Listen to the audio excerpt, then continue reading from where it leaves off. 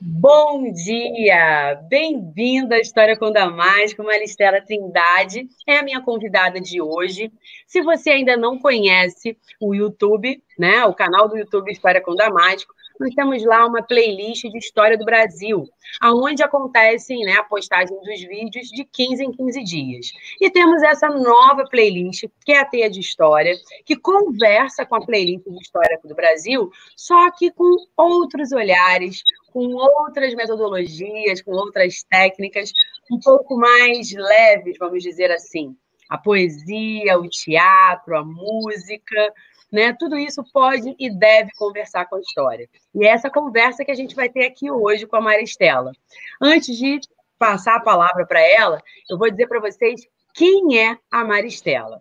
A Maristela, ela é formada, né, em arte e educação, juntos e separados.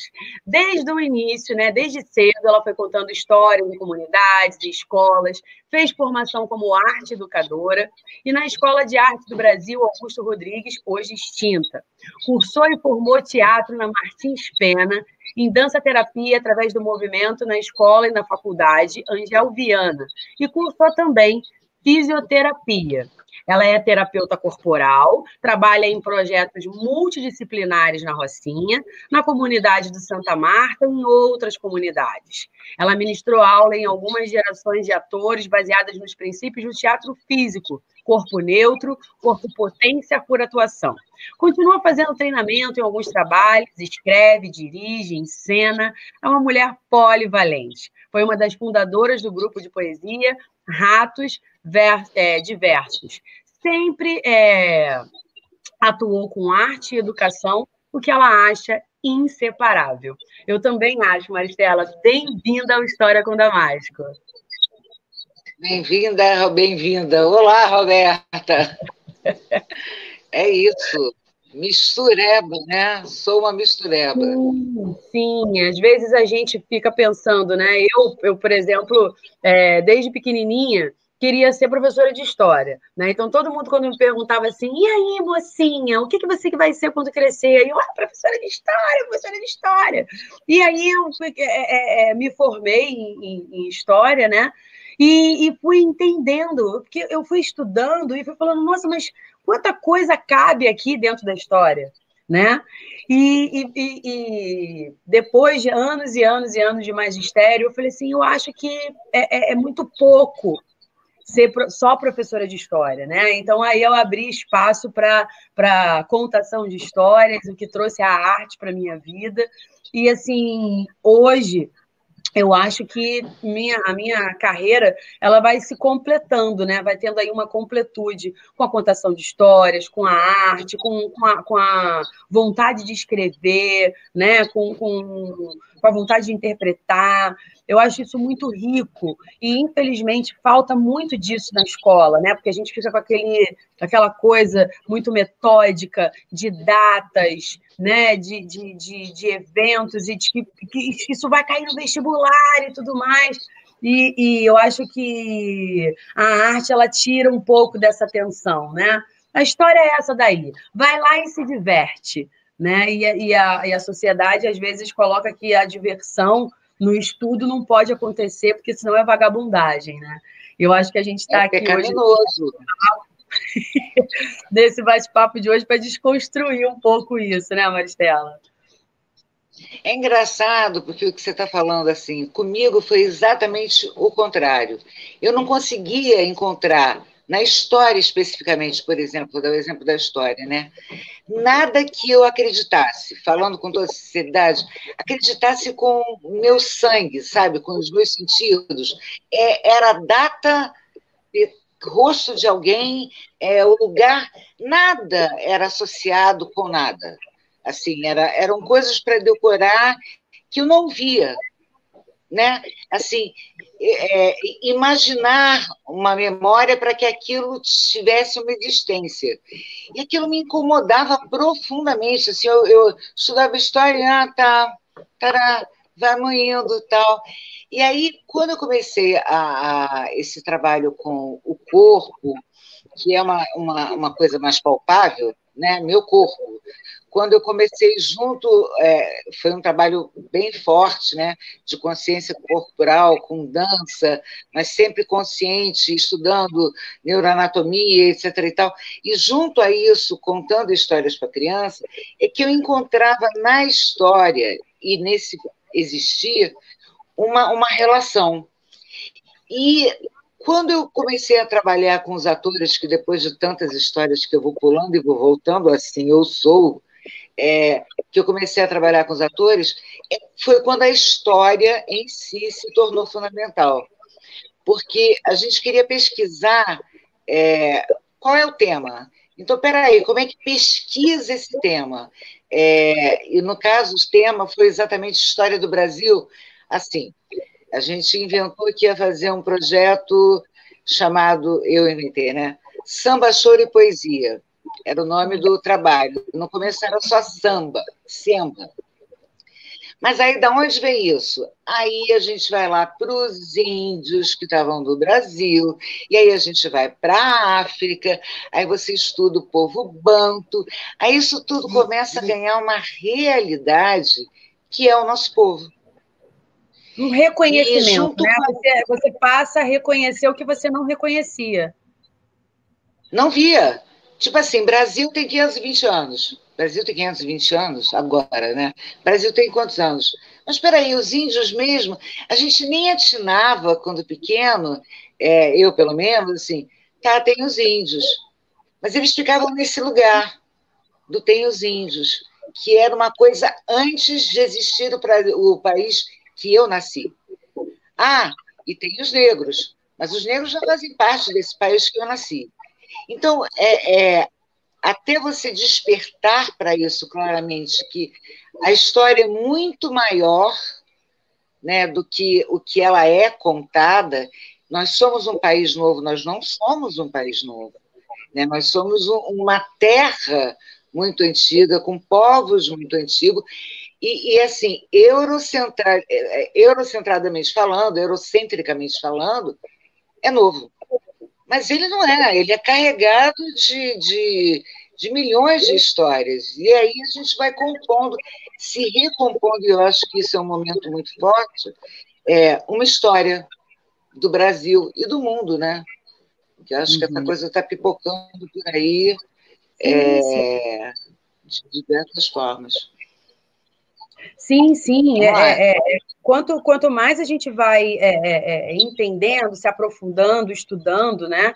Eu, quando comecei o canal, foi muito engraçado, porque eu não tinha pretensão nenhuma, né? Eu estava em sala de aula e os meus alunos falavam assim: grava aí, Roberta, essa aula para eu estudar em casa, estudar com Damasco, tô fazendo meu lanche da tarde com Damasco. E aí ficou aquela brincadeira, aquela coisa toda. E aí, quando foi chegando as provas, eu fui gravando vídeos, né, para eles irem, não memorizando, mas entendendo, né, e estudando de alguma maneira que fosse prazerosa para eles, porque é muito importante esse prazer de estudar, né? Se a gente pensa assim, tenho que fazer isso, tem que, já corta, eu acho que 50% do tesão, né? Então tem que ser uma coisa assim, caraca, hoje é dia de estudar isso, que bom, né? E aí eu acho que os vídeos acabaram trazendo esse prazer. E aí e acabou trazendo para mim uma outra forma, porque, tipo, na sala de aula você prepara o seu plano de aula, né? Tem aquele tempo cronometrado, que o tempo para o professor de história vem diminuindo a cada né, o ano, a cada governo. Né? Então, a gente, assim, às vezes eu faço todo o espetáculo em casa e lá na sala de aula eu tenho 20, 30 minutos para poder...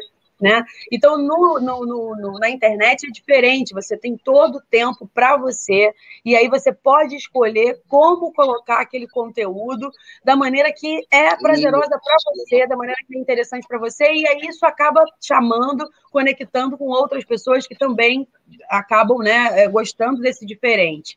E aí desculpa, peguei a história do Brasil, porque eu sou, né, tenho especialização em história do Brasil. Falei, então é nessa estrada que eu vou.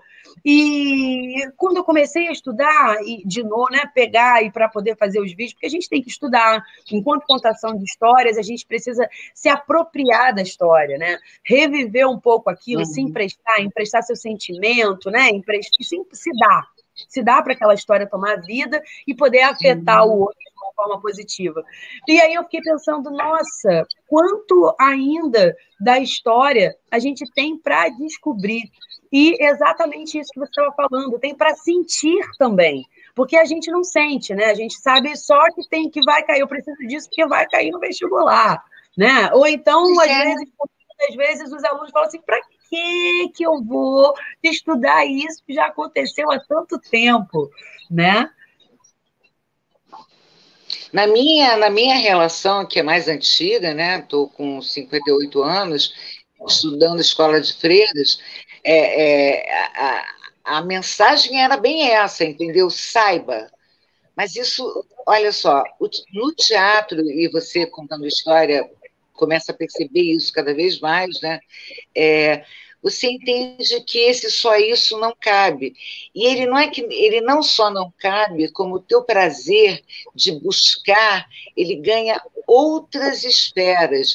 Aí você resolve pegar todos os livros. Não, peraí, um livro linka, aí é um tesão, né? Um livro leva a outro, que leva a musicalidade, que leva como eles criavam.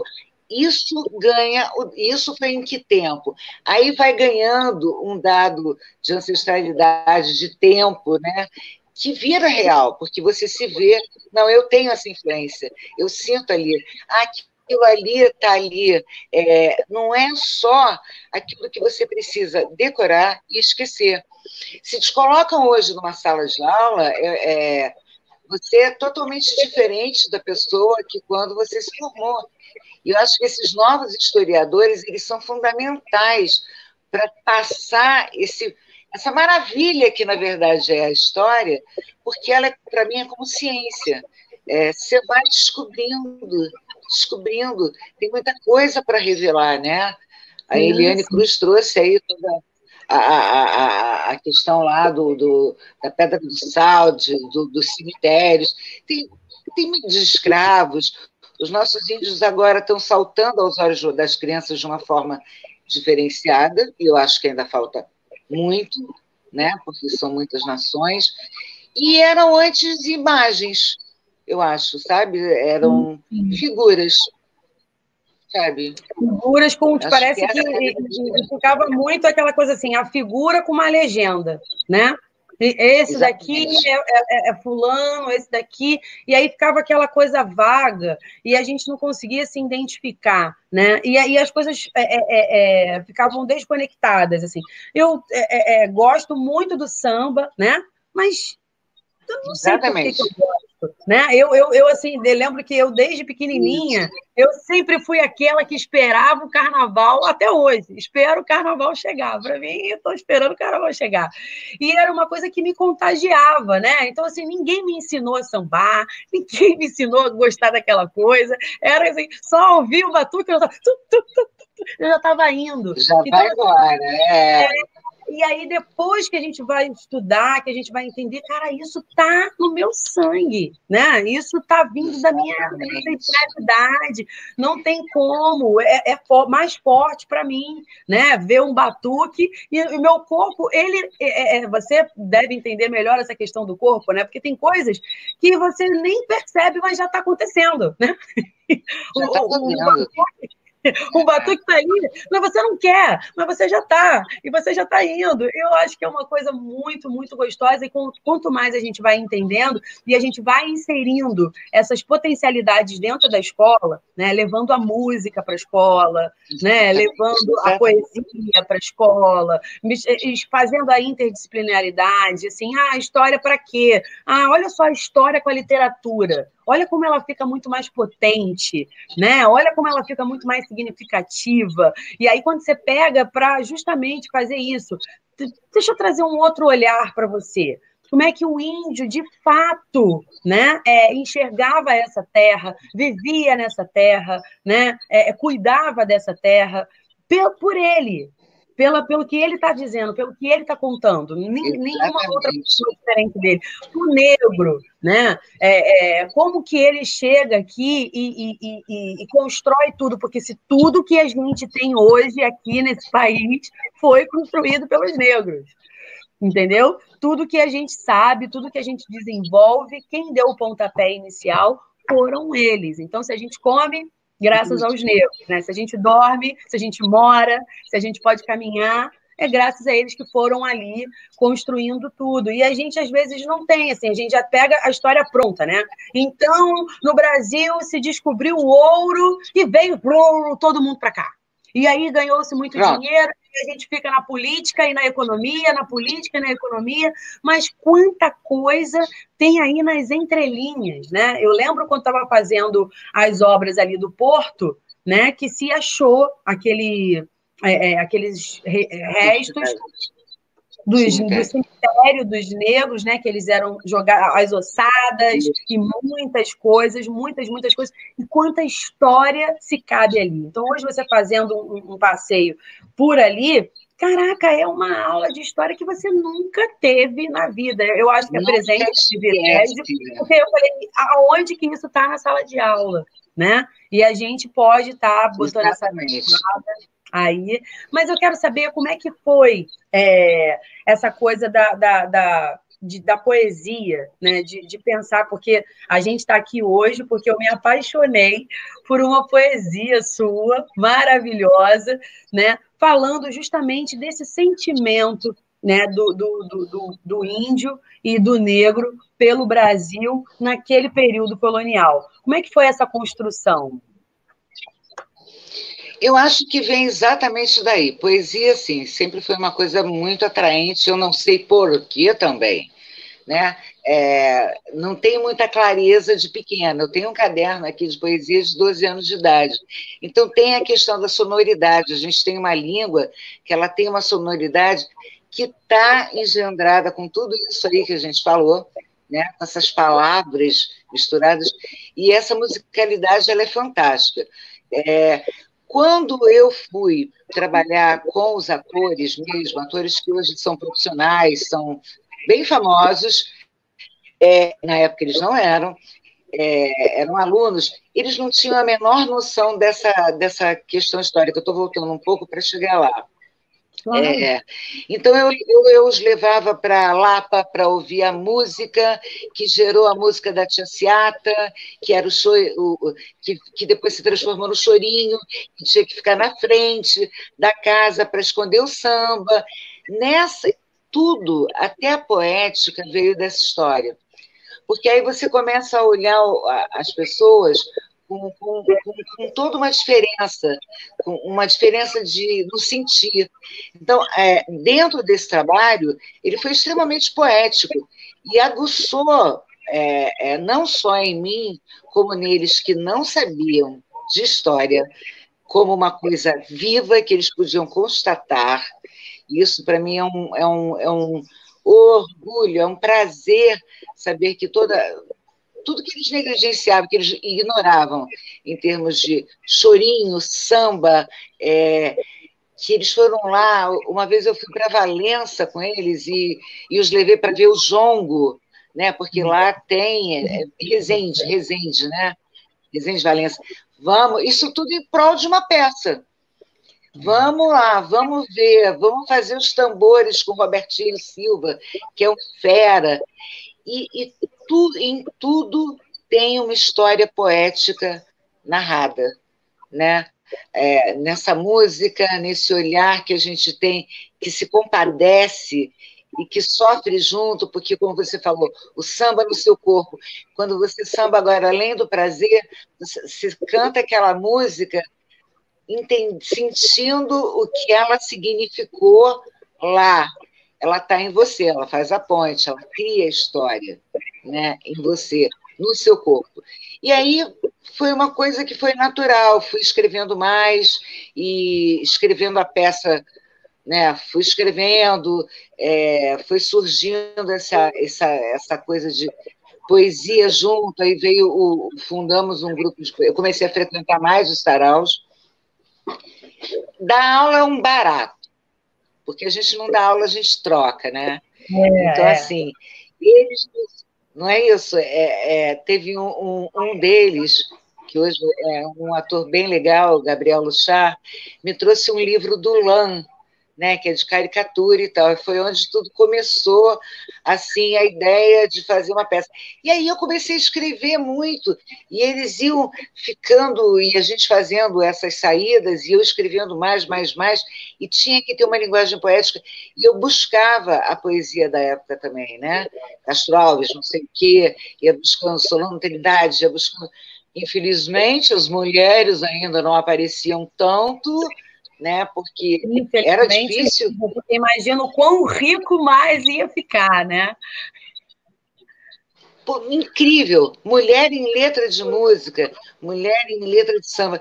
A tia Seata que mandava, né? Assim, as coisas aconteciam, mas referenciá-las, trazer isso como uma poesia, né?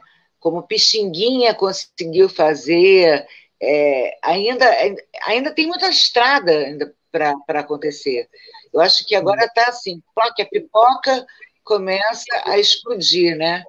E eu fui entrando nessa, fui frequentando mais saraus, ao mesmo tempo que escrevia as peças, e era um work in progress, ou seja, um trabalho que eu fazia com eles. Quando eles me davam uma coisa diferente, eu já mudava tudo, então era uma coautoria, porque eles tinham insights da vivência que eles estavam tendo junto comigo. Assim como na Rocinha, as crianças, quando eu trabalhei lá, me davam insights que mudava tudo. E no caminhar da aula, né? Me levavam para ver a mata ali de São Conrado, os bichos e tal, aquela história. E aí tudo é história, tudo é pedagógico, né? Porque aí eu acho que a história é mutante. A poesia entra nessa hora, quando ela quer ser cronista, quando ela quer...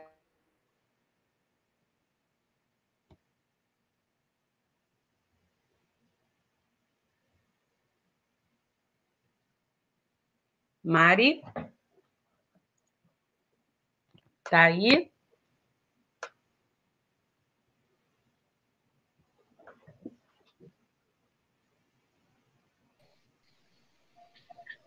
Deu uma travadinha quando você estava falando que a poesia queria, né, quando ela quer ser cronista e pode dar o continuado aí. Eu digo ela como se ela tivesse vida própria, né? Porque na hora que você está escrevendo, eu, pelo menos, a não ser numa peça, né? Eu sei sobre o que eu quero, mas o que eu vou escrever eu não tenho ideia. E pode mudar tudo. A poesia também, ela é mais ela do que eu. Ela quer se escrever, mas ela passa por um sentimento. Às vezes tenho uma poesia, por exemplo, que eu estava ouvindo uma entrevista da Eliane Potiguara, que é uma indígena que foi casada com um taiguara, que é um dos nossos compositores mais fantásticos, e ela é uma militante maravilhosa, tem livros infantis e grita. Enquanto eu ouvia a entrevista dela, você vê, só em ouvir ela na entrevista, contando a história dela, eu comecei a escrever junto o que eu sentia dela, né? Então, essa coisa de vou sentar aqui e vou escrever uma poesia, pelo menos, eu não funciono muito assim, não. A Roberta, que esse papo vai mover alguma coisa em mim que vai me levar a uma emoção, entendeu? Alguma hora, em algum momento, a história me queimou naquele momento que eu fui lá, uma imagem em movimento, uma pessoa dançando, e aí, quando eu vejo, estou escrevendo alguma coisa, nem sempre é bom, mas, enfim, o crivo pessoal também é uma coisa meio infernal da poesia. Sim, essa coisa sim. Isso eu acho que junta esse crivo com a nossa problemática, né, que a gente vai acumulando de gerações e gerações de ser perfeita, né? A gente carrega muito isso, porque por mais que a gente entenda que a gente não é, nunca vai ser, mas a gente fica sempre com aquele bichinho, pode melhorar aqui, pode melhorar, ai não, o que vão pensar, né? Então, junta tudo isso na hora, né? Como mulher, eu acho que isso, eu acho, e todas nós sabemos que isso ainda é mais pesado, né? Assim, quando a mulher vai escrever uma poesia erótica, né? Ai, de onde vem esse ai, né? Se eu escrevo. Mas são tantos ais, e eu estou falando da poesia erótica porque é a mais óbvia de lançar isso como questão. Mas não é só. Todas as nossas palavras ainda são muito autopoliciadas, a gente tem muita coisa, né, guardada. Mesmo eu que vivi movimentos que foram bem abertos, tive um retrocesso muito grande. Numa dada época, assim, os filhos crescendo, e aí eu falo, não, a minha vida tá muito mundo, eu tenho que voltar para estar com eles. Só que esse retorno, eles viviam isso, eles iam para os ensaios, mas na verdade não eram eles, é essa puxada que a mulher fica se obrigando. Eu estou lá, eu estou cá, eu estou lá, eu estou cá, e isso entra nas palavras. Eu acho que o nosso grande exercício, em termos poéticos e de tudo, é essa liberação de culpas, de comportamentos muito enquadrados, né? Muito enquadrados. O comportamento tem que ser redondo, fluxo, do jeito que for, né? Mas isso é tão forte. Né? Eu estudei em colégio de freira. Colégio de freira, nossa, eu era bolsista em colégio de freira. Bolsista em colégio de freira. Se eu não for o signo da perfeição de tchau, menininha tchau, com bolsa. lacinho... Tchau, tchau, bolsa, exatamente. Eu não podia nem ser uma das alunas, entendeu? Liberadas e tal, que gritava com a freira, porque elas não eram bolsistas. Então, assim, mais uma pancada, né? Essa coisa melhorou muito até. Eu não desgostava da escola, mas eu não entendia o meu comportamento, não me entendia muito. E o curioso dessa coisa de ser bolsista também, retratando historicamente, é que depois eu fui me lembrar que, por ser bolsista, na escola, não é geral, mas comigo aconteceu muito, esse comportamento intimidado, me levou a ser uma pessoa destacada, naquela época, destacada para o íntimo, né? Tímida. E eu me lembro que a única amiga, a minha melhor amiga, era a Simone, que era uma negra. E que eu me lembre, era a única negra da escola. Isso era uma coisa... Mas eu nem me lembrava disso, confesso, na época, porque, assim, na minha casa, como a mistura era muito grande, o samba tocava desde cedo, pais nordestinos, família toda misturada, né? Eu e ela era eu e ela, porque a gente se gostava. Mas era mais do que isso, na real, entendeu? É porque nós éramos banidas. E a nossa união afetiva, ali naquele colégio, foi imprescindível uma para a outra. Ainda bem, né? Que uma se afinou com a outra. Né? Senão, mas era exatamente o signo daquilo que eu não lia. Que hoje as crianças podem questionar. Mas eu não lia, eu não tinha essa clareza. Eu amava Simone e pronto. Era assim. E o que significava? Eu não estava pronta para questionar nada daquilo, né? Ainda mais com a porra da bolsa. Mas, enfim. E aí, se eu vou me lembrar disso agora, sai poesia, entendeu, Roberta? Sim. Sai história, sai poesia, porque ela está no meu afeto. A estranheza de estar nesse lugar de freiras, né? De comportamento... vem para os meus afetos, ele me compõe. E isso é só olhar com um pouco de carinho que sai um ser poético. E, enfim, é por aí. Eu acho que a poesia também ela tem que ser desmistificada. E eu acho que se eu estiver falando demais, se repare. Para quem não estudou teatro, para quem não estudou literatura, né? Para quem não focou nisso, vamos pensar. Eu, enquanto professora de história, nunca pensei em poesia, nunca pensei em teatro, foi uma coisa que aconteceu. Então, a minha experiência, a poesia, ela ficava numa prateleira das livrarias um pouco alta para mim, né? Eu não sei se eu entendo isso. Mas, na verdade, depois, com o tempo, eu vim perceber que não é entender. Eu preciso sentir isso. Né? E aí eu fui deixando isso entrar na minha vida e depois, mais tarde, nos estudos, né, de pós-graduação e tudo mais, as pesquisas historiográficas, ela foi sendo uma grande companheira para mim, porque a gente às vezes não entende o que a história está falando. Assim, né? Tem parágrafos assim que você fica ali lendo e relendo, né? Tem autores que vão trazendo coisas tão melindradas, tão difíceis, porque está dentro de tantas mentalidades, europeia, brasileira, africana, e aí ele traz aquele produto pronto já para você, é isso. E aí eu ficava naquele parágrafo, mas, meu Deus do céu, como que pode ser isso? Né? Tipo, quando o José Murilo de Carvalho diz que o Brasil assistiu à proclamação da República bestializado, o que é isso? Como como assim? Era um país, é uma república, está se instaurando uma democracia. Eu não estou entendendo, porque democracia, bestializado, enfim. Né? Então, quando a gente consegue ir juntando as coisas, aí as coisas vão tomando corpo, vão tomando sentimento, vão tomando forma, e parece que tem um personagem contando para você. Eu estava ali bestializado, porque eu nunca tive a oportunidade de participar da política e da economia desse país. Né? Eu vivo à margem da cultura desse país, embora eu, bestializado, seja, entendeu? A expressão mais forte da cultura desse país. Então, e mais forte da poética também. Da o olhar bestializado, né?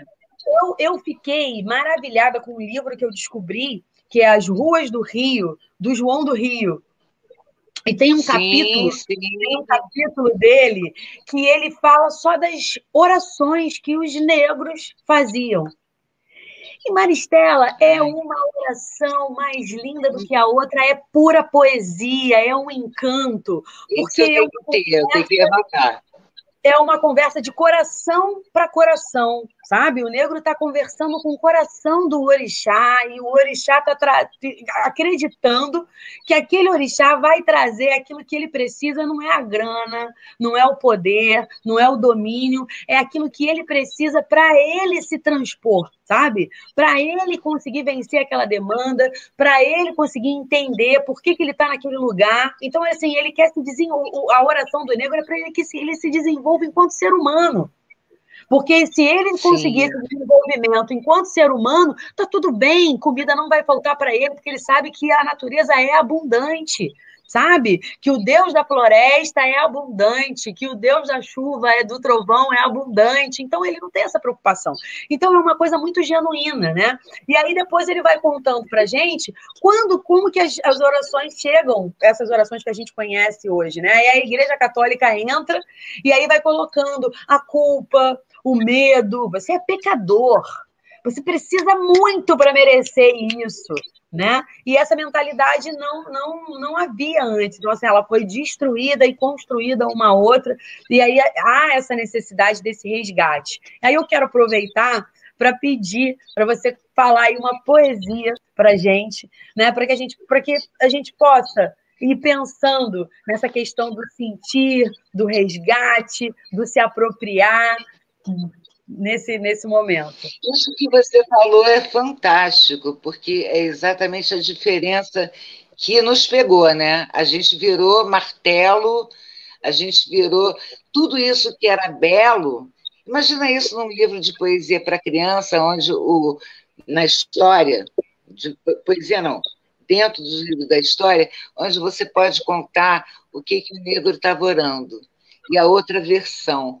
Olha como é que... Eu sou apaixonada por criança e por educação. Como que isso pode fazer a visão se ampliar, né? E tudo que a gente é o mesmo que tudo que a gente tem que se descascar.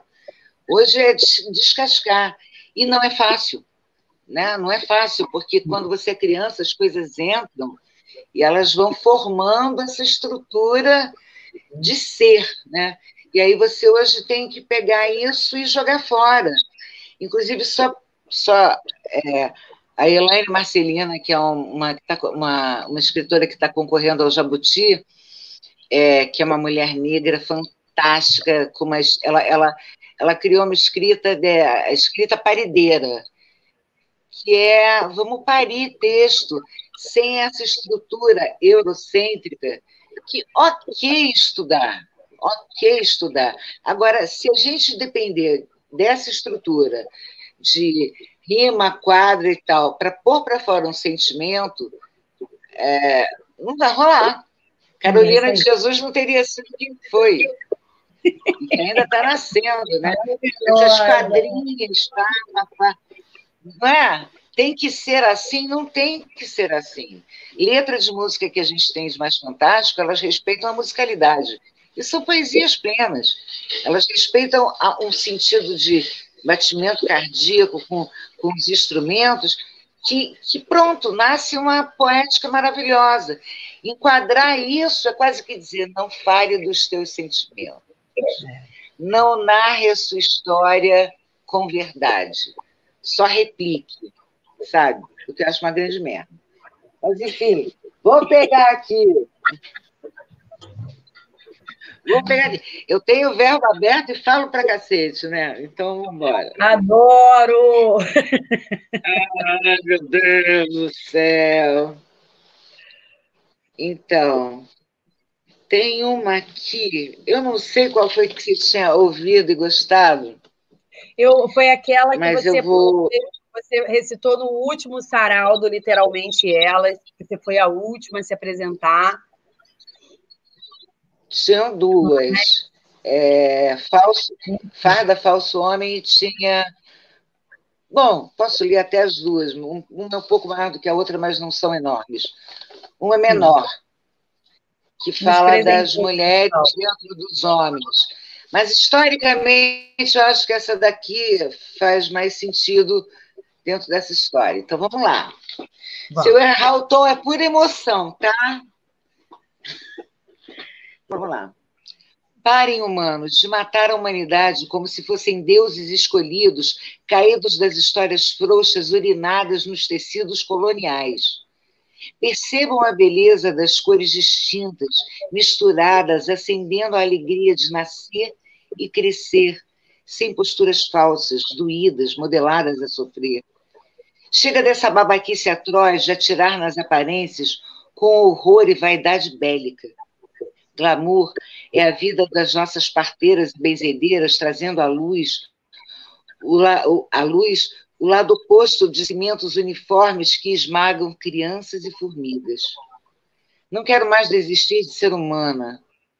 Um dia sem mortes racistas, feminicidas, crianças mutiladas, gêneros humilhados, fome e o vazio dos livros não lidos, onde restaurar esse desejo de ser, apenas humana. Basta um dia e verás a revolução acontecer. Na maioria até então silenciada, uma grande música vai nascer. Lava esse fardo de ideologias maníacas, estúpidas, que medem bunda das refugiadas, separadas de seus filhos, entre bombas e fronteiras. O Brasil é terra sábia, não nasceu há 520 anos. Nunca foi um bebê destinado a constantes chibatadas. Saiam desses corpos senis, sentados no euro do mundo, cultivando piolhos, ao invés de neurônios, que levou nosso povo nativo ao choro surdo do anonimato, como se fossem totens mortos. Pois estamos vivos e diversos. Digo e dizemos que é preciso parar já. Vejam, as velas estão sendo acesas, o estandarte bordado erguido, com estratégias de novos dias de verão. verão seus vícios de guerra derretidos nas solas das suas grifes. Queiram os flagelantes ou não, assim será. Esse único dia humano despertará os olhos da utopia. Um único dia que agora não peço, não pedimos, criaremos. Esse foi um dos poemas que eu li lá. Gente, maravilhoso, porque vai passando meio que um filme, né, na cabeça da gente, assim, dessa questão do descobrimento, que, na verdade, descobrimento entre aspas, né? A gente já existia uma sociedade aqui totalmente estabelecida, com suas normas, com suas regras, com sua cultura riquíssima, maravilhosa, né? E isso tudo vai sendo destruído, vai sendo transformado no que a gente mais ou menos tem hoje, né? Eu hoje costumo fazer uma leitura do Brasil um pouco dessa mistura, de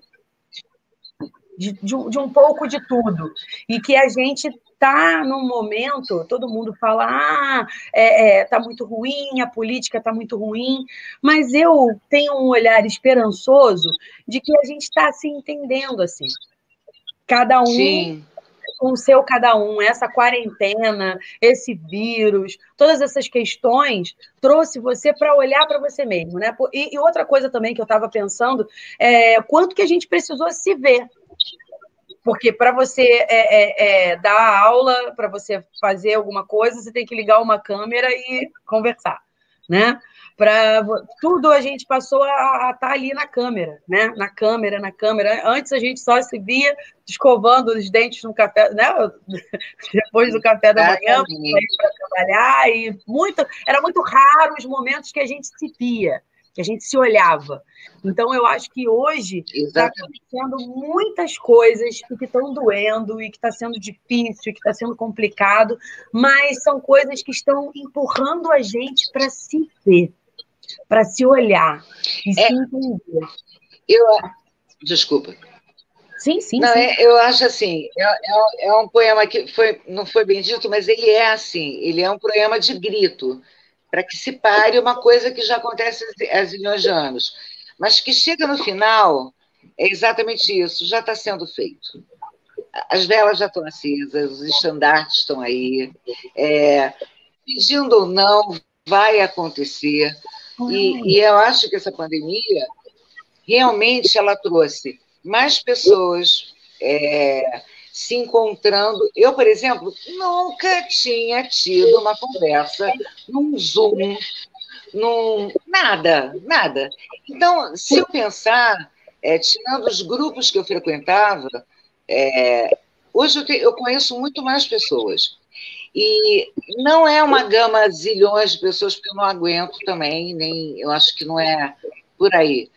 Mas as pessoas que eu encontro, conheço, como você, e o Literalmente Elas, maravilhoso, divino, grupo de literatura que faz a gente se estimula a ler muito, a ler de tudo, né? E troca isso. Para mim, a pandemia ela foi florida no sentido de aproximar e quebrar barreiras de imagem. Ah, não, eu vou aparecer na televisão, porque tudo isso se tornaram pequenas televisões, né?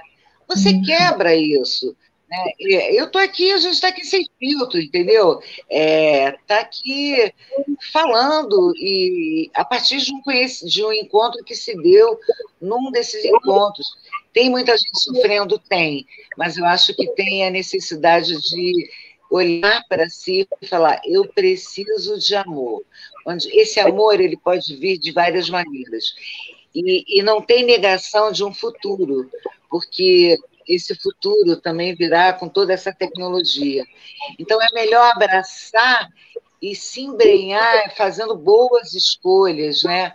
Como está aqui, como está com Literalmente. Para mim, foi uma vivência bem legal. Eu tenho que te falar isso. Falta essa coisa da aula, né, de estar junto, que eu acho que mexe muito. Eu não estou dando aula assim, para grupos grandes há muito tempo. Então, surge um projeto, eu estava trabalhando Otelo, de Shakespeare. Então, a gente estava lá trabalhando Otelo e tal. Mas é um grupo menor. Eu vejo as professoras sofrerem muito, mas, ao mesmo tempo, tem uma revisão do como estava a sala de aula. Como que estava isso? Como é que eu posso voltar melhor a partir com essa troca que você está tendo com outras pessoas? O que você vai levar? Como é que vai trazer esse povinho para trocar com você? Eles vão trazer um monte de coisas também, né? E eu não sei, eu acho tem que encarar como revolucionário. A gente não escolheu uma pandemia. Ela é mais uma revolução na nossa vida, né? Não é ter que encarar, é revolucionário. Eu espero que a maioria suporte de uma forma boa, né? Enfim, olha eu falando. Não, porque o suportar fica aquela coisa assim pesada, né? Eu suporto esse peso, mas eu comporto, sabe? Vem cá, é para agregar, é para melhorar, porque assim coisas difíceis e tu vai haver a vida toda, né? Enquanto a vida vai estar tendo dificuldade para te tirar da zona de conforto, para fazer você crescer. Mas espera aí, o que de coisa boa, né? Se a gente para e olha antes, ali começou final de fevereiro, início de março, a gente já está finalizando outubro. Esses meses todos, né? O que aconteceu dentro da minha casa, entre, né, as paredes do meu apartamento, que jamais poderiam ter acontecido se não fosse essa situação. Né? Então, assim, por exemplo, eu aprendi muito, eu li muito, eu troquei muito, e se eu tivesse a liberdade de estar na rua, eu não teria feito a metade do que eu fiz, porque a gente não tem tempo. Porque a gente não teria tempo. E uma vez uma amiga falou assim: a gente clamou muito por essa pandemia.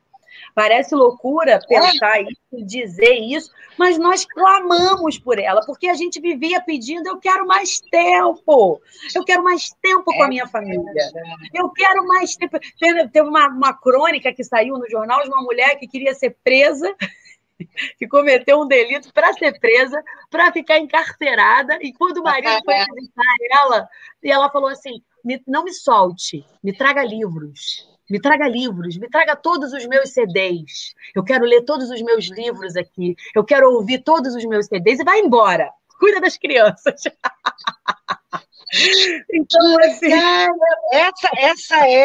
Isso dá um conto fantástico, hein? Mas é uma crônica, essa história, ela é uma crônica.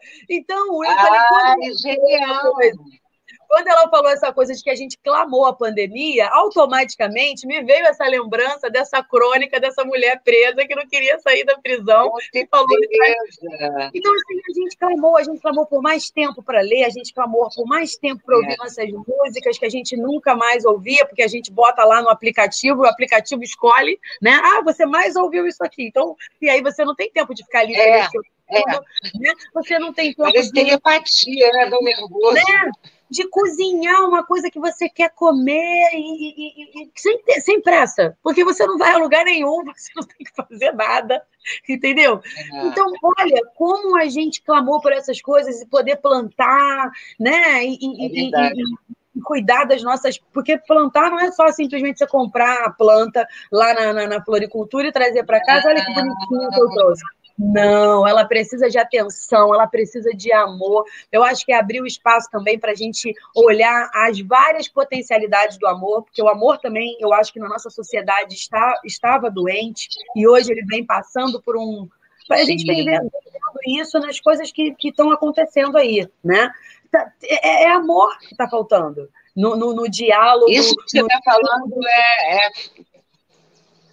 é fundamental, assim, porque tem muita gente, de fato, sofrendo, tem muita gente sitiada que não está na nossa situação, que pode estar aqui lendo, eu me requebro para fazer um trabalho ou outro, mas a gente vai poder levar esse estímulo de vida. Eu recebo esse estímulo de vida quando eu tenho um celular, quando eu tenho um computador, e eu tenho que aproveitá-lo, eu devo aproveitá-lo porque eu clamei por ele. como você está falando, né? E aí, ajudar nesse clamar a poder a falar para todas as pessoas que não podem. Quem pode, chega lá. Eu tenho amigos que fazem trabalhos voluntários, que distribuem um monte de coisas, e potentes, entendeu? Não é, nem todos vão aproveitar dessa forma, mas, assim, quem puder, faça o favor. Quem não puder, peça ajuda, né? Peça ajuda, porque a rede solidária está muito mais aberta do que antes. Sim, estamos todos falando da mesma coisa, né? Quem está ferrado lá sozinho, eu entendo, eu sei do que você está falando. O meu ex-marido teve Covid, é verdade. O pai dos meus filhos teve Covid. A mulher dele, o filhinho dele. Eu sei do que você está falando, do medo de ter, da falta da comida. Então, a rede solidária tem que falar. Eu estou triste, então vamos falar. Eu acho que até nós que estamos nos grupos, a gente abre mais para isso. Eu acho que trouxe a oportunidade da gente falar de coisas que, assim, não vou falar disso não, porque ninguém vai ter tempo para me ouvir, não vou trazer isso não, porque isso é besteira, né? E aí as coisas foram ficando mais potentes, né? Tipo, eu preciso, a gente já sai desse lugar de que eu acho que não, e, tipo assim, eu preciso falar disso. Sabe? Eu preciso encontrar alguma coisa que traga, né, um alívio para isso. E aonde a gente vem descobrindo, né? Que surpresa agradável, maravilhosa. É na música, é na poesia, é na arte. É a arte que vem libertar a gente, é a arte que vem curar a gente, é a arte que vem transformar a gente e dar essa possibilidade de olhar para a história de uma outra forma, né? De olhar para a história com o coração, ao invés de ser com a mente, com aquela preocupação de gravar datas e conceitos, né? E de falar assim, nossa, porque quando a gente olha a história por esse outro viés, por esse outro olhar, que é o olhar do negro, que é o olhar do índio, eles vêm muito carregados de sentimento, né? Quando eu paro para ler uma história indígena, não tem assim aquela coisa de você já entrar na história, né? Então os portugueses chegaram aqui, invadiram e mataram e ponto final da história. Não. Eles vão contar do rio que passava ali, como aquele rio era buliçoso, como aquela água era refrescante, como as copas das árvores eram, sabe, estrondosas e era confortável ficar ali embaixo. E aí você vai entendendo que, peraí, por que esse índio é preguiçoso? Se ele tem tudo que ele precisa para viver com facilidade, alegria e glória. Por que ele vai querer juntar um monte de coisas? E aí você vai conseguindo trazer para a sua mente questionamentos, porquês, que se você vai olhar na história ocidental, não te dá abertura, porque já está tudo pronto ali. É isso. Foi assim que aconteceu. Né? E aí o índio, você vai pegando uma literatura indígena, você vai se apaixonando pela natureza, você vai se apaixonando por aquele modo de vida, você vai entendendo como é bom, como é prazeroso viver daquela forma, e aí você entende, pô, se eu tivesse no lugar dele, eu também não ia querer, né, ficar com riqueza, eu não ia querer ficar pegando tudo que está aqui e entregando para uma metrópole, né? Eu ia querer continuar vivendo a minha vida abundante, né? E farta, e tranquila, e fácil. A mesma coisa quando a gente vai olhar o ponto de vista do negro, que quando chega aqui, que o negro ele era perigoso, ele matava o senhor do engenho, ele fazia isso, ele fazia aquilo. Mas espera aí, como que é que você pega essas mulheres negras que estão escrevendo agora e essa literatura africana que está chegando aqui agora, que conta como é que foi essa viagem, essa transferência de um país para o outro, de um continente, né, para o outro, totalmente mortos dentro de um navio.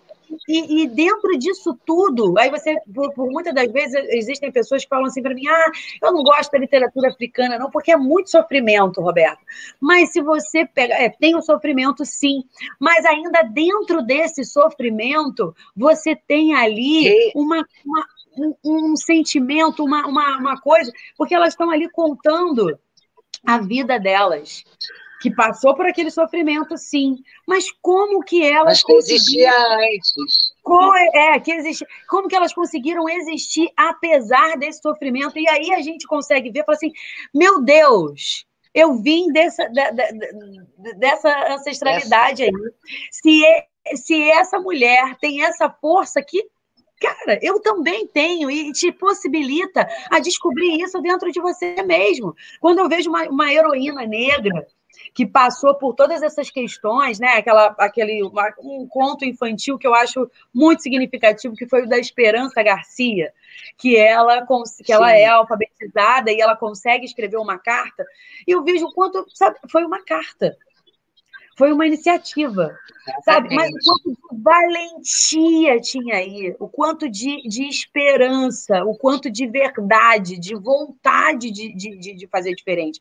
Que, assim, é um poder, Maristela. Eu acho que é um empoderamento, porque quantas das vezes a gente se depara com a dificuldade e fala assim, eu não posso fazer nada com isso. A política está desse jeito e eu não posso fazer nada, porque é um sistema que já está corrompido. Pode, você é mulher, então vai lá e vota numa mulher, entendeu? Exatamente. Eu acho que é isso que está acontecendo, que é o despertar. E através de toda essa... que a pandemia, eu acho que aumentou essa visão do negro, do índio, essa coisa do preguiçoso, que de preguiçoso, na real, não tem porra nenhuma, porque é uma terra arada, é uma terra trabalhada, porque é chamado de preguiçoso porque dança seus rituais. Vai trabalhar na terra, para você ver o que é preguiça. Trabalhar na terra, e ainda depois dançar para os seus rituais, para que as coisas aconteçam, para que aquilo continue a ser fecundado, porque tem energia para, depois de tudo, fazer isso, porque esse é o ciclo. Preguiçoso é o cacete. Você chega em casa e fala, bota o Netflix aí. Tudo bem, adoro Netflix. Mas, sabe, é uma outra onda. Trabalha-se muito, mas ele é cíclico e coletivo. Né? Um fica doente, vai todo mundo cuidar. Eu não estou na utopia, as histórias existem dessa forma. Eu estava lendo Mia Couto, que mostra muito o português lá dentro e as histórias acontecendo em Angola, né? Isso lá nos anos tal, né? O paralelo sempre feito. Sempre se trabalhou, sempre se foi coletivo. Essa é a grande diferença. Nós não somos coletivos. E essa é uma descoberta que a pandemia está fazendo muito, trazendo esses coletivos, fazendo com que a gente olhe para as mulheres. Só um exemplo, eu estava numa oficina de escrita com a Elaine Marcelina novamente, e uma das mulheres negras, pobre, estava lá no meio da oficina. Aí foi um dia, a tempestade começou a cair, a gente estava todo mundo se vendo. A tempestade começou a cair e ela começou a ficar nervosa, e eu não estava não estava nervosa, estava vendo a tempestade. Mas ela ficou nervosa, ela falou, gente, desculpa, eu vou ter que desligar, porque a tempestade está caindo. E aí ela saiu. No dia seguinte, o teto dela tinha ido embora. Ela teve que se mudar. Mas olha só a história, a gente soube de tudo isso, nesse coletivo, houve uma vaquinha, a gente conseguiu rapidão tijolo para levantar parede, teto, mas o melhor da história não é isso, é que no outro encontro, ela estava numa outra casa brigada, ela explicou e ela estava lá. Mas vamos lá, vamos continuar, eu quero escrever o meu poema aqui. Continuou. Ela não se mortificou com aquilo. Era tão importante. Pela primeira vez, ela estava tendo uma voz com coragem. Eu escrevo. O céu está caindo em cima da minha casa. Isso hoje me balança, mas eu estou escrevendo. Cara, eu estou para escrever uma poesia para isso, porque essa mulher, isso para mim foi eu vi acontecer, sabe? Eu vi o vento, eu vi o desespero, e ontem ela estava numa live lindíssima, é pintora, a mulher mora no casebre, ok o casebre, agora ele está com cimento de pé, ok o casebre no sentido que ela está ali escrevendo, produzindo que a casa fique do tamanho que ela necessita, ela não parou de existir. E isso, eu acho, é um encontro que ela conseguiu na pandemia. Teria sido, não que na comunidade dela ela não conseguisse apoio, mas a força de escrever talvez não tivesse essa importância para tantos, entendeu? Ela não se visse como eu estou te vendo. Ela não se veria sempre naquelas mesmas pessoas, como nós agora estamos vendo muito mais pessoas. Eu fico muito emocionada, essa história assim, foi semana retrasada, e ela está aí, sabe? Essa é a força da mulher que renasce, da mulher que se encontra, que desmistifica a outra, que a gente tem coragem de falar. Cara, eu sou cheia dessas coisas ainda. Eu tenho que tirar essa casca, essa culpa idiota, esse julgo que eu também, às vezes, tenho em cima de mim, que vou repassar para outro, né? Os abusos que me fizeram, que eu vou repassar para outro, porque é inconsciente. Se a gente não souber sair fazendo a faxina, a gente vai passar para o outro.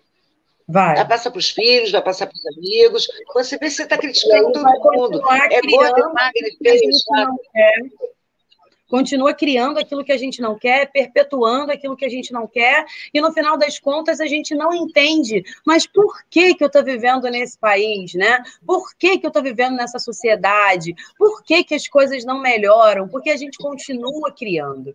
E eu acho que a importância da história, da arte, da poesia, da literatura, enfim, de todas as formas de conhecimento que chega, porque conhecimento é luz, né? Tanto que o aluno é aquele que sem luz, porque ele ainda não tem o conhecimento. Eu acho isso um tanto errado, né, nessa questão de você falar do aluno, né, de pensar o aluno dessa forma, mas é o conhecimento, é a luz que ele está precisando. Então, quanto mais a gente se torna aluno da vida, mais a gente se abre para a luz, que abre espaços na nossa consciência de ressignificar e de fazer diferente. Não digo que isso seja fácil, Maristela, mas é uma possibilidade, né? O mundo está caindo na minha cabeça, mas ela, sabe, agarrou ali a luz, o conhecimento que ela tinha para continuar. Isso estava ali impulsionando ela e motivando ela. Então, é o que me motiva a contar a história do Brasil no YouTube, né? É o que me motiva a criar, a ir além e criar uma outra playlist e falar assim, olha, dentro dessa história existe ainda muitas entrelinhas, né? E que a gente poderia ficar aqui muito mais tempo falando sobre isso, mas como o tempo não para, como dizia Cazuza, né? Então, assim, a gente está estourando o tempo. Eu queria pedir para a gente finalizar o nosso bate-papo de hoje com mais uma poesia. Tá bom, tá bom. Só quero dizer que você falou uma coisa muito legal. Não é dar luz, mas eu acho que cada vez. Não é aprender, é reiluminar, ressignificar, né? Aprende, muda, aprende, transforma, Não é estático, é exatamente o que você falou. Se a gente pega esse movimento, a luz não para de acender. Né? É muito papo. É igual a cidade de noite, né? Que você vê um monte de luzinhas assim. Assim é essa troca de conhecimento, essa troca de experiência, essa troca de aprendizado. É você ir acendendo, né? Vai acendendo, vai acendendo, vai acendendo. Essa é a história de vai iluminando lugares em você que, de repente, estavam obscuros, esquecidos e tudo mais, e aí ele vai trazendo um novo significado e você já não é mais a mesma, né? A Roberta que está falando com você aqui hoje não é a mesma de ontem e não vai ser, né, daqui a 2 minutos. Sinapses.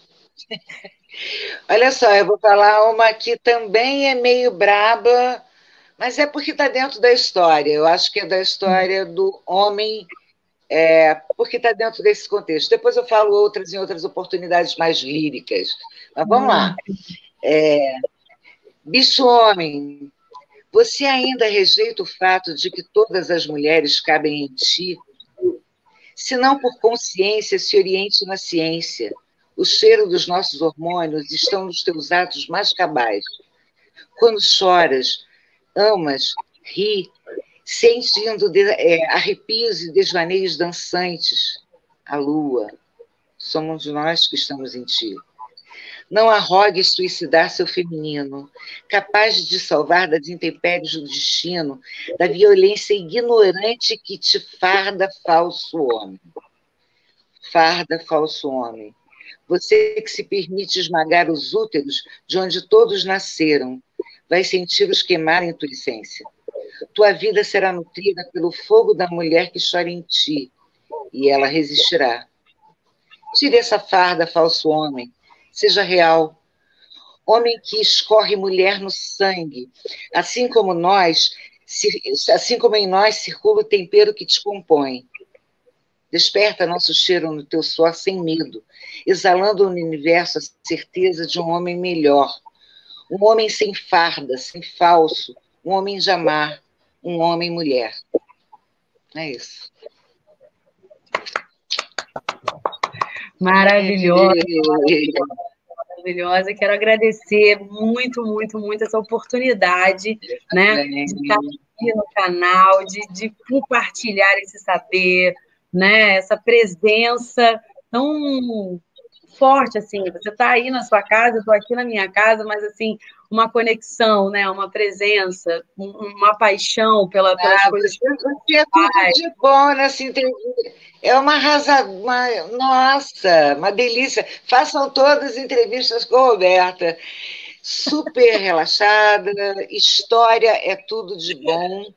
Sim, sim. Essa revisão da luz que você quer trazer da história e das histórias. Eu agradeço, porque eu nunca fiz uma coisa, eu sempre fico no backstage, né? E estou super feliz, muito obrigada, e que siga em frente, cresça muito. Vezes, né? Outras poesias, outras possibilidades, outras histórias que a gente possa contar. Um beijo enorme com sabor de Damasco para você. Beijo, muito obrigada.